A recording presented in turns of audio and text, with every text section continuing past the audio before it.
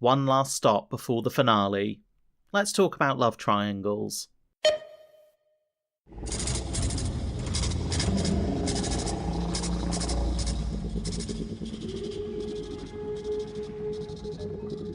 Welcome to the Lost Explained episode guide, where we will be exploring and explaining the TV show Lost, episode by episode, mystery by mystery. Now, this channel spoils the entire show, so only watch it if you already know the secrets of the island. If you enjoy this breakdown, please check out the other videos in the series, because every view helps keep this project going. Born to Run is the 22nd episode of Season 1, the penultimate one before the epic 3-part finale, and our third and final Kate-centric instalment. She will never again get that many flashback stories in one season. In fact, only Jack will have that honour in future. Now, Kate began the season as somewhat of a co-lead to Jack, probably because she was originally intended to be the series lead herself. By year 2, she is demoted to being mostly the main love interest for the lead. As a Season 1 filler episode about Kate trying to muscle her way onto the raft, it's an engaging enough story, with more flirting disguised as animosity going on between her and Sawyer, but it's also one of the worst lead-ins to a season finale in the whole series. Let's get into it. What does Born to Run have in common with the following episodes? 3 Minutes, Greatest Hits, Cabin Fever, Follow the Leader, and What They Died For? The answer is that they are all penultimate episodes that act as a prelude to their respective finales, setting up the endgame stakes and storylines that will be played out across 2, sometimes 3 parts, and they are all great episodes in their own right, in my opinion. All of them, of course, except for this one. Now, there is nothing intrinsically wrong with Born to Run. Had it come a few episodes earlier, it could be enjoyed on the level it operates on, such as an episode like In Translation. However, coming at the very end of year 1, it simply does not have the same weight that all of those aforementioned episodes carry, and instead it speaks to the stop-start narrative that has been Season 1's second half. Beyond the introduction of Dr. Arzt and his proclamation that the raft needs to launch ASAP, and some hand-wringing over whether or not to open the hatch, this has mid-season filler written all over it. Now, first-time viewers are often a bit suspicious of Dr. Arzt here, like, who is this guy trying to meddle in the raft's launch date? So when do we have to leave? Yesterday. By this point, the show had trained us to be wary of new arrivals after Ethan, so it's actually a great misdirect in hiding Artz's true purpose in the finale. I really like the debate between Jack, Locke and Saeed over the hatch, especially Saeed being the voice of reason in the debate when he says, "You notice anything about this hatch? There's no handle. Could the reason for that be more obvious? Maybe it was never meant to be opened from the outside." When I first saw this, his observation actually made me laugh because I hadn't considered such a glaringly obvious fact. Much like Locke, I was so compelled to find out what was inside of it, I never actually stopped to consider the consequences of opening it up. This scene and a couple of others help to foreshadow where we will be going in Exodus. There's an interesting exchange between Jack and Locke here too. You've been out here for 3 weeks digging this thing up and you never told me about it. All due respect, Jack, but since when do I report to you? You report to Jack, since you're the one that encouraged him to be leader of the group in the first place, John. So that includes you. This push-pull conflict going on with these guys over Jack being in charge and Locke wanting to do his own thing that sometimes goes against what Jack says is really starting to heat up now. And it will all play out across the next season in the hatch. Locke didn't care about leading until he found himself being treated like that office drone he used to be, and being required to report to a senior authority figure, something he isn't keen to return to. But that is where the connective tendrils to the finale come to an end, because the tension between Kate's past and her present identity is what is supposed to be the engine of this episode. However, after the heavy serialization of Deus Ex Machina, Do No Harm, and even The Greater Good, all of which shared a narrative through line, This episode feels oddly disconnected. The writers once again pivot to what feels like a recycled B-plot from earlier in the season, Kate's secret past catching up with her again. This ultimately plays like a redo of Tabula Rasa and whatever the case may be to some extent. The thrust of the on-island story sees Kate vying for a position on the raft, trying to usurp Sawyer in the process. She doesn't want to wait for rescue as she knows the authorities will be looking for her, so she figures her best shot is to get off the island first by using a dead woman's identity and to slip away before more questions can be asked. Essentially, she plans to run again. Kate has come far in this first season. She has learned to help others, she has become part of a collective, she's made connections with fellow lost souls, but she still hasn't conquered her main character flaw, running from the consequences of her own actions. Now this won't be fully grappled with until season 5, when she makes the selfless decision to stop running and go back to save Claire at the cost of her own freedom. Until she learns to face her past head on, she can never truly be free, not on the island, nor back in the world. Sawyer and Kate have a little run-in with each other when Sawyer calls out her attempts to jockey for a position on the raft. I know what you're doing. Yeah? Yeah. Just like I know why you wanted that Halliburton case so bad. The one that belonged to the U.S. Marshal who was flying with us? You were his prisoner. Kate tries to play it off, but Sawyer sees through her act. By this point, he probably understands Kate better than anyone else on the island. Maybe better than anyone has ever understood her, and we see the ruthless side of Kate finally emerge when she says, Hey, Sawyer. I want your spot. I'll get your spot. when Kate wants something, she aims to get it, because that is how she survived from all of her time on the run. The inciting incident that kicks off the drama comes when Michael gets poisoned, and this incident sparks paranoia across the camp. Jack and Locke are forced to put aside their differences as they turn detective to start questioning who might have done this. We are back in the dilemma of the week mode, and this isn't a particularly interesting dilemma since Michael's poisoning is very mild and the impact it has on the raft building is ultimately minor. Michael shows that he still hasn't let go of his grudge against Locke despite them supposedly bearing the hatchet in special. You and Locke kiss and make up? Good. And in the most memorable scene of the episode, Walt comes to Locke to plead his innocence in the matter, which leads to a moment we shall break down in more detail under the Jungle of Mystery section. This scene still gives me chills. Meanwhile, Michael inexplicably blames Sawyer for his condition and kicks him off the raft, which makes no sense considering that Sawyer has a vested interest in their collective success. It goes to show you that despite his attempts to ingratiate himself, he is still viewed by many as the untrustworthy redneck troublemaker he started out as, and remains the go-to guy to blame when things go wrong. And this forces his hand. Sawyer knows a con when he sees one, and even though he is falling for Kate, he refuses to sacrifice his freedom for hers, something that will be poetically revisited in Season 4 when he gives up his spot on the chopper to ensure that Freckles will find rescue. This is easily the best scene in the episode, as all of the dirty laundry finally gets aired out. It's particularly painful because Kate and Sawyer had grown very close over the latter half of this season.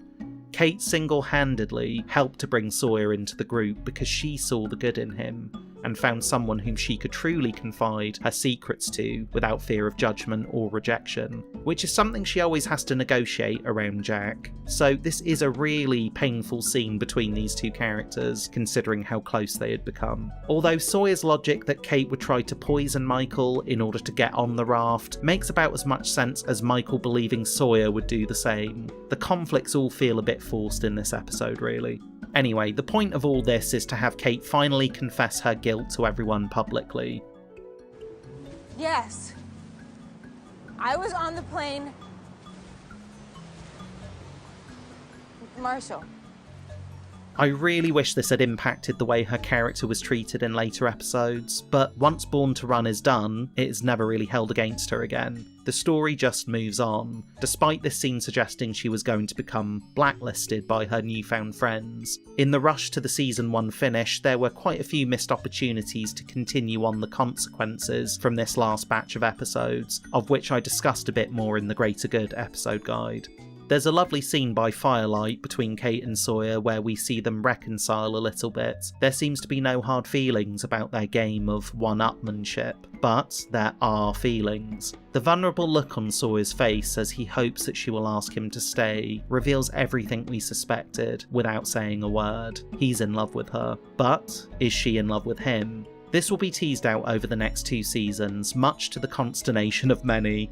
I can't blame the guy really. Despite her shenanigans, Evangeline Lilly looks spectacular here under the soft light of the fire and Sawyer's burning desire.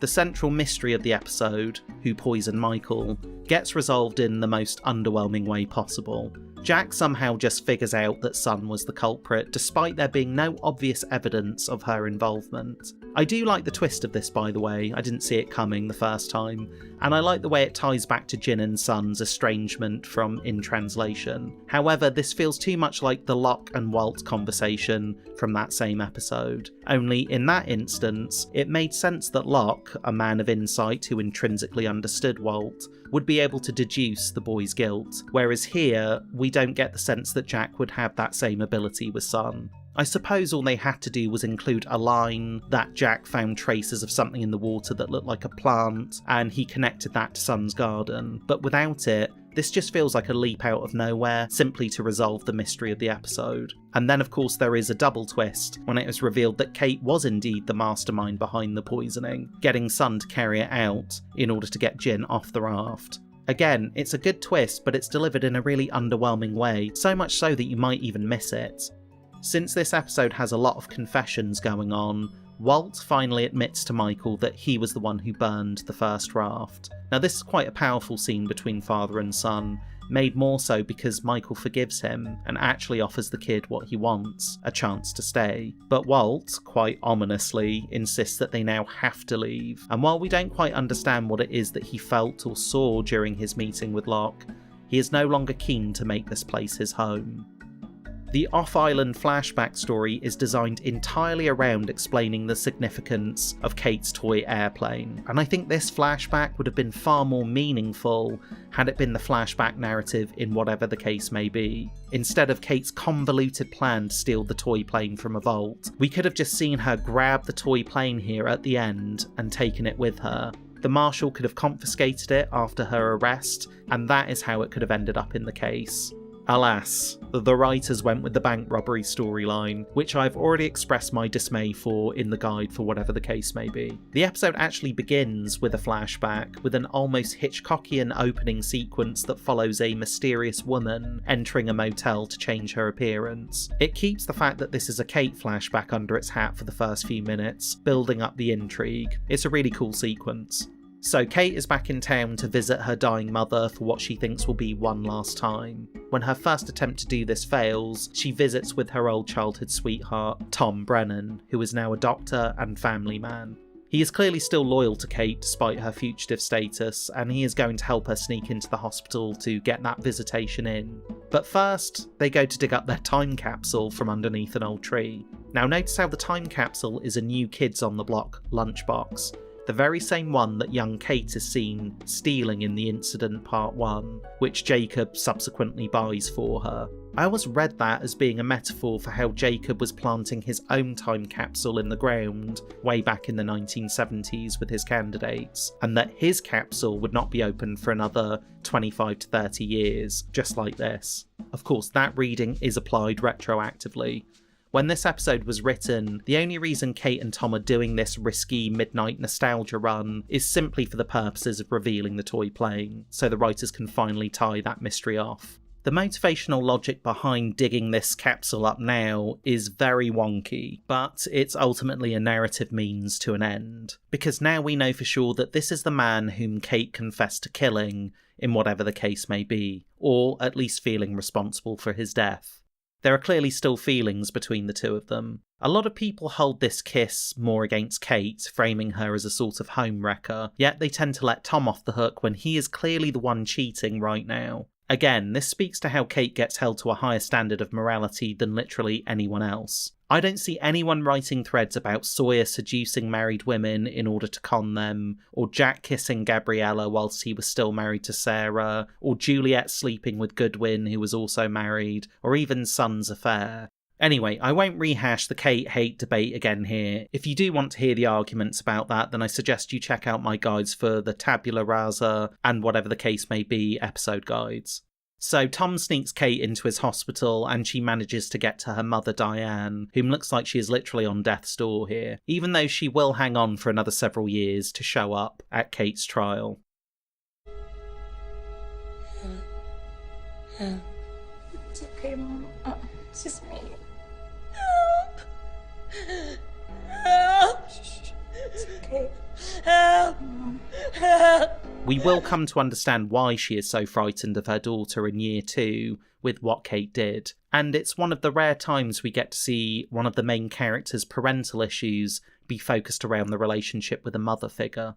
Kate flees, and Tom flees with her. Quite stupidly, he hops into the car with her, despite her protests. This leads them into a bullet festival with the cops outside, and it sees Tom take one in the chest. Now, I get why Kate holds herself responsible for his death, since she got him involved with her plan. But look, Tom was a grown man who made his own choices here. He was too busy trying to save Kate that he didn't think about his actual family. I actually think it's interesting that the writers made Tom to be a doctor, because this feeds into Kate's psychology with Jack on the island. Kate believes and behaves like Jack is too good for her because he is a man of status and respect, while she is a small-town girl with a criminal past. How could they ever truly be together? And I think that is all informed by her prior relationship with Tom. We don't actually know how long they were together when they were younger, but somewhere along the way, the relationship withered. And I suspect that Tom choosing to pursue medicine was probably part of that. Maybe Kate didn't feel like she was enough, and by the time she was a murderer on the run, that complex was only further enhanced. Jack, in many ways, represents the relationship that she could have had with Tom, and I think this part of her backstory enriches her relationship with Jack. This sense of not being good enough isn't just something that is in her head either. I think the way Jack treats Kate, especially in her centric episodes, conveys his mistrust of her motivations. He has very complicated feelings for this woman. Fair play, she sometimes lies and manipulates to achieve her own ends, and you can't really love someone if you don't fully trust them. That of course will change by the end of year 2, but for now, this episode is just a dress rehearsal for the main love triangle melodramas to come. The flashback also gives meaning to the toy plane, but really, I feel the writers were scrambling to make that silly damn plot device make any kind of sense. And this is just the best they could come up with. They wrote themselves into a corner with it really, which is why they, either wrongly or wisely, decided to leave the toy plane behind in the sand, just like Kate. I think Born to Run is a perfectly fine episode overall. It certainly has some banger scenes in it, and I always enjoy Evangeline Lilly and Josh Holloway's scenes together. Their chemistry is undeniable, and that's whether they are flirting, fighting, or romancing in cages. But these individually wonderful scenes don't add up to a cohesive whole, at least not for me. Born to Run feels like the writers treading more water, and that it's just an episode you have to watch and get through in order to get to the good stuff that follows.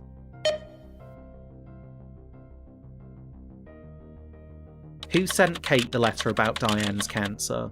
We never actually get an answer to this one. It might have been that the writer's room was setting this up to be explored later on in the series, but for whatever reason they decided not to expand on it any further. In some ways, I can absolutely understand them wanting to leave behind any of the elements from the toy plane arc of Kate's past. So like many other viewers, I was never actually bothered that this didn't get directly addressed, but that does leave us to speculate about the letter's origin here.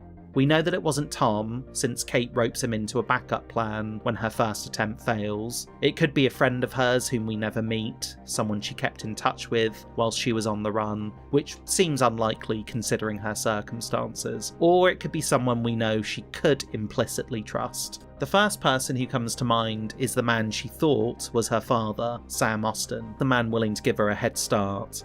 So did she find a way to reach out to him? Would he be willing to write to her? Maybe. But there is another potential person we can consider being behind this letter. Cassidy. We already know that Cassidy helped Kate to go see her mother once before, risking her own freedom in the process. So it's plausible that Cassidy and Kate maintained some kind of pen pal relationship, through which Kate let Cassidy know how she could contact her if anything came up, to send mail to a specific drop point under a specific name. Although this would mean that we'd have to assume there was a scene between the women that happened off-screen somewhere. So it's not the neatest solution to the question, but Cassidy is the only person we meet in Kate's flashbacks who would fit the bill for doing something like this. Let me know if you have any alternate theories in the comments. I discussed why Kate was a fugitive and the Diane-Wayne drama in my episode guide for Tabula Rasa, which helps us to answer why Diane is so afraid of Kate in their scene together. In Left Behind, when Kate confronts her mother about why Diane was the one to give her up to the police, Diane explains, "Because you are my daughter. I'm not going to tell the two men sitting at the table who've been following me for the last month that you are here. But I swear to God, Katie, if I ever see you again, the first thing I will do is yell for help." And we see that she lived up to her promise. Why was Walt afraid of what was in the hatch? What's the matter? Don't open it. What'd you say? Don't open it, Mr. Locke. Don't open that thing. What thing? What do you... Just don't open it. In the guide for Special, we discussed all of Walt's powers, including his uncanny psychic intuition. This moment, his warning to Locke to not open the hatch, is perhaps the clearest demonstration of those uncanny psychic abilities in Season 1. Lost often associates supernatural or spiritual power with physical touch. When Locke grabs his arm, it's as if that contact triggers a surge of subconscious foresight, an unwanted vision of what's to come. So, why does he recoil in fear? Well, because on some intuitive level, Walt senses that opening the hatch will directly affect his own fate and lead to his father's downfall, because it is inside the Swan Station where Michael will murder Ana Lucia and Libby in Season 2, and this is the beginning of the end for Michael. Walt's fear then isn't purely about the hatch as some kind of mysterious, ominous physical object, it's actually a premonition of the danger to come once they are inside of it. I imagine it coming to him as either a strong feeling of dread, or even a flash in his mind's eye, a la Desmond's flashes.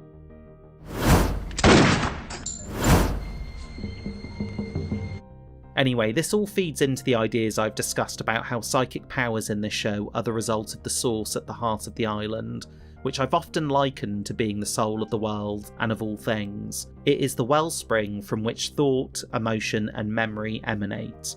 Every human being, whether born on or off the island, carries a spark of this light within them. It's the same light Mother describes as existing in every man, fragile and easily corrupted, but eternal in essence.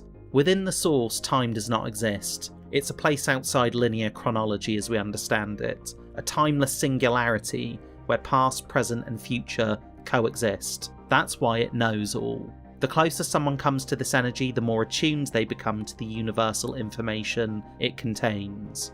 Characters like Walt tap into that information stream from the source. Some do so consciously, others by accident. Their so-called psychic abilities are the equivalent of a human antenna tuning into the source's broadcast, however briefly. And that is what is happening here in this scene. Walt glimpses or senses the future to come.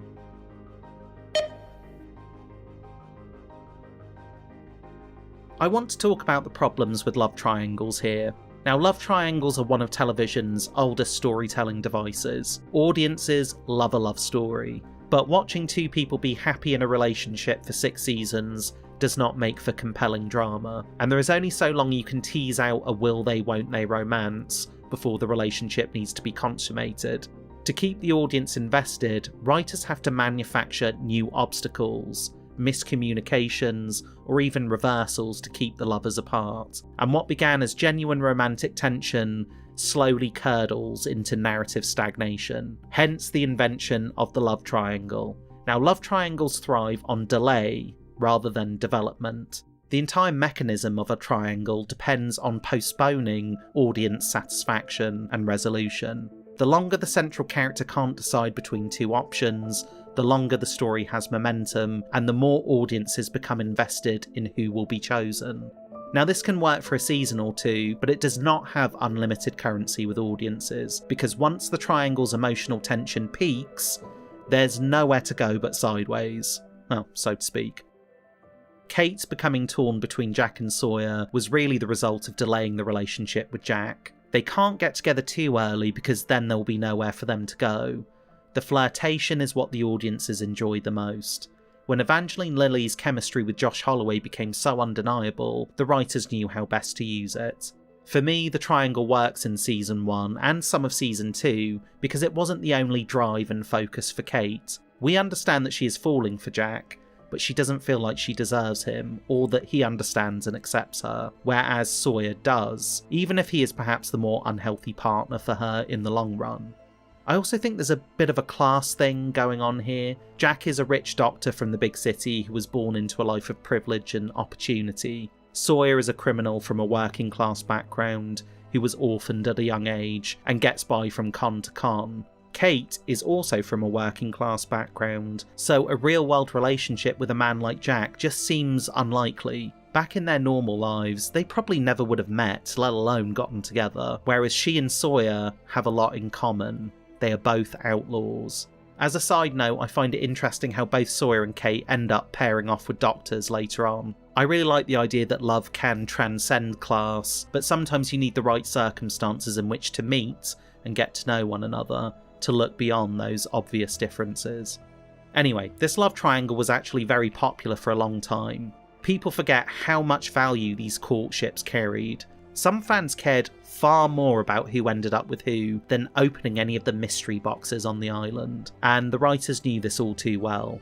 Therefore, much like resolving mysteries, the writers couldn't allow themselves to resolve the triangle without closing off half the audience's emotional investment and interest, so they had to keep it going.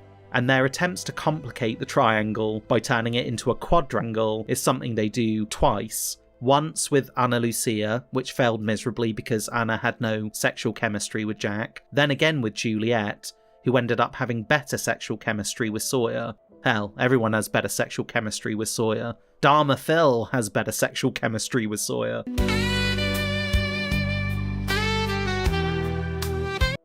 No offence intended to Jack, of course. He's more of an intellectual, sensitive kind of hunk.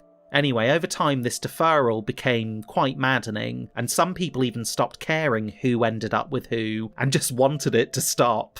Full stop. Because the characters themselves became trapped by the need to keep this dynamic going. I actually view what happened with this triangle, like so many critiqued parts of the show, as being the result of not having an end date, and the writers needing to stretch out the story. It was only once they had an end date that Jack could finally declare to Kate in the season 3 finale,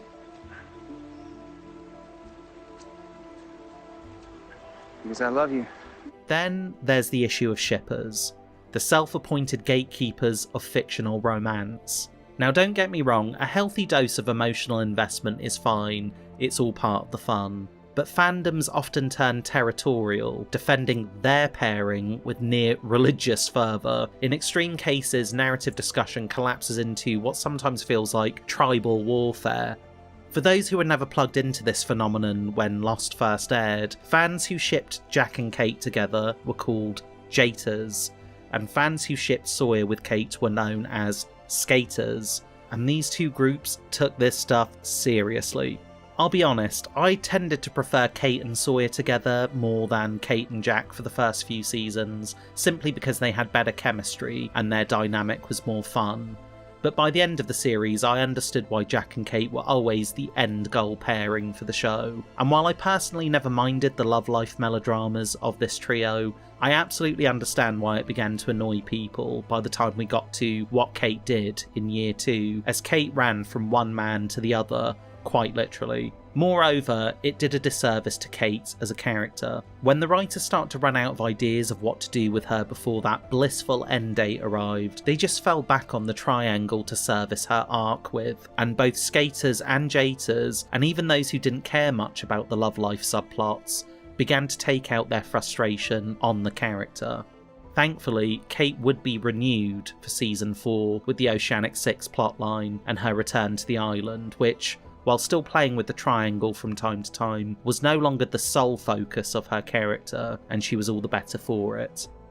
Since we're on the subject of what audiences found frustrating over the years, another one of the biggest and most frustrating running motifs of the series is about characters keeping secrets from one another, and there is a pretty funny scene here in which Hurley calls it out. He doesn't know.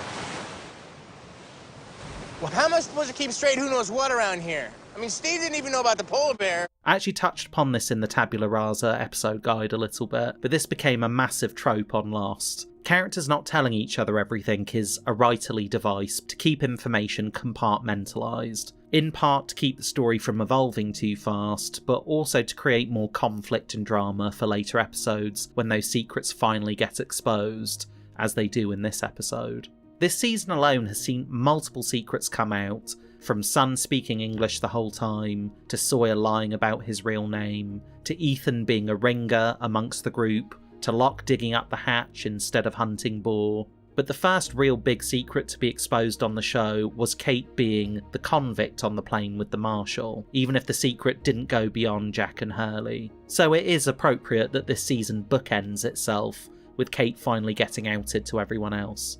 I never personally minded this trope in the early days because these people are still getting to know one another. Despite their survival situation, we see time and again how trust is a hard currency to come by. Even those who have bonded and grown close, like Kate and Sawyer, don't intrinsically trust one another yet. I mean, think about it. Within a month of knowing someone, have you told them all of your deepest, darkest secrets? By the end of the series, a lot of these relationships have grown and bloomed, and we see a lot less of this trope in general. There is interesting foreshadowing going on when Charlie talks about becoming famous once they're all rescued. When they get picked up, the helicopters will come, making us ridiculously and eternally famous. Which is in fact the comment that sets Kate in motion to try to get on the raft and off the island before any of that happens. Like Charlie, she is already famous, although I suppose infamous is the better word to use there. There is a great dramatic irony here. Charlie is right. They will become famous once they get rescued, only he will not live to see that happen, or to enjoy the revival of his band Driveshaft following his presumed death in the crash. And Kate will be part of the Oceanic Six, made extra famous by being on the most wanted list. Her trial will play out before the world's media, and it will be her mother Diane who actually saves her daughter from going to prison when she was in fact the one who first set that ball in motion. Speaking of Diane, her cancer is one of many cancers affecting the lives of characters on the show and acting as a narrative catalyst in some cases. The island itself is later described as a place that can heal cancer, as we see with Rose in Season 2, whose terminal cancer is miraculously cured after the crash. Whereas Ben Linus's spinal tumour is not healed, which sets in motion literally the entire second half of Season 2 and the rest of Season 3. I've always maintained that this conveys the idea that the island chooses who it will and will not heal, based on the needs of causality and fate. We also find out that Juliet's sister Rachel had been going through chemotherapy when she got pregnant, thanks to Juliet's experimental treatment, which leads to her recruitment by the others. When Ben claims to Juliet that her sister's cancer has come back, he tells her that Jacob will cure Rachel personally, which is something we know Jacob absolutely has the power to do because he works for the island, and the island works through him. In Season 5, Some Like It Hot, we see that Miles's mother was dying of cancer. The implication is that it might be related to her time on the island and proximity to the radiation of her husband's experiments, or even being around Miles and his powers, which I've mentioned previously could itself produce a form of radiation. Had she stayed on the island, she would have been okay, but by leaving, she lost access to the island's wellspring. The island can give life, but it can also take it away too. An interesting set of numbers come up that are easy to miss. The voice message that Kate and Tom unearthed from the time capsule and play back was recorded on August 15th, 1989. aka 8:15. Well, we're almost at the finishing line, people. Exodus is up next, and it's going to be a bumper-sized video, as I will be discussing all 3 parts back to back. It will feature some cool special extras in it too. Please check out the other guides in this series. I can only keep making these if people actually watch them. So like, share and subscribe if you haven't already, and consider donating to my Patreon to support the channel more directly. Thank you for watching. See you back on the island.